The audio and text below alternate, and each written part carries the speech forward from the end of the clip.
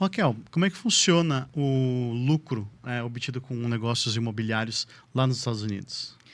Lá nos Estados Unidos é muito interessante, porque lá a gente trabalha apenas com o lucro real. Aliás, o lucro presumido é uma invenção brasileira, porque simplesmente se presume que uma empresa tem 32% de lucro se for serviço e 8% se for indústria. E a partir disso você calcula o imposto de renda, sendo que nos Estados Unidos é muito simples. Você basicamente, o tributo do país, o tributo federal, é o imposto de renda. Então, lá as pessoas são muito, muito ligadas nas despesas.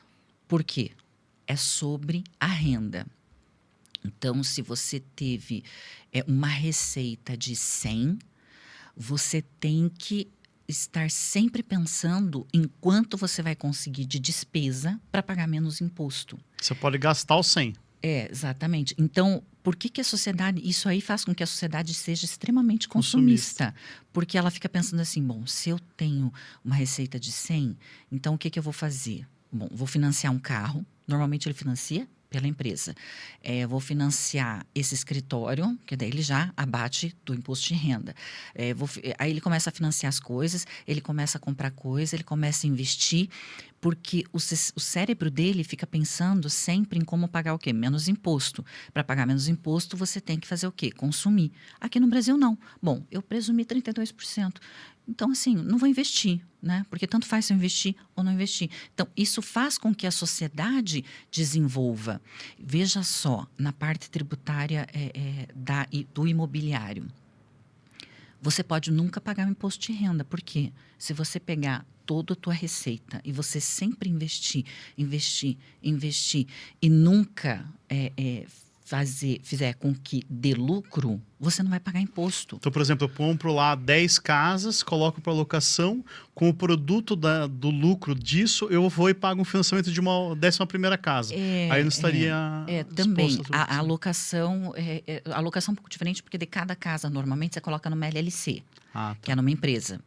Por quê? O americano é sempre muito preocupado com a questão de responsabilidade. Então, ele tem seguro para tudo. E aí ele protege o patrimônio dele, porque cada casa está numa LLC, aí para a locação, então você vai ter que pegar todas as despesas dessa casa e mais a depreciação dela para poder calcular o imposto. Mas na incorporação, por exemplo, Douglas decidiu construir uma casa nos Estados Unidos, affordable home, Minha Casa Minha Vida.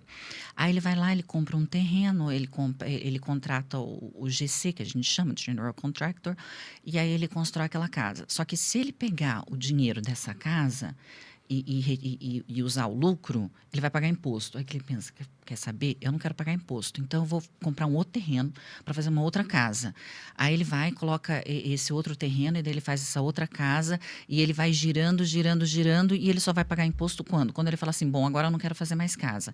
Aí ele vai verificar toda a receita dele, toda a despesa, vai pagar o imposto. E aí você tem também outras questões que você pode trabalhar para que isso, como retirada como devolução de capital, etc., aporte,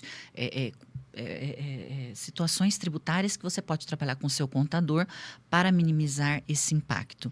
Então, os Estados Unidos, o jeito que ele tributa, faz com que as pessoas trabalhem mais e possam consumir mais. E é isso que a reforma tributária quer trazer para o Brasil.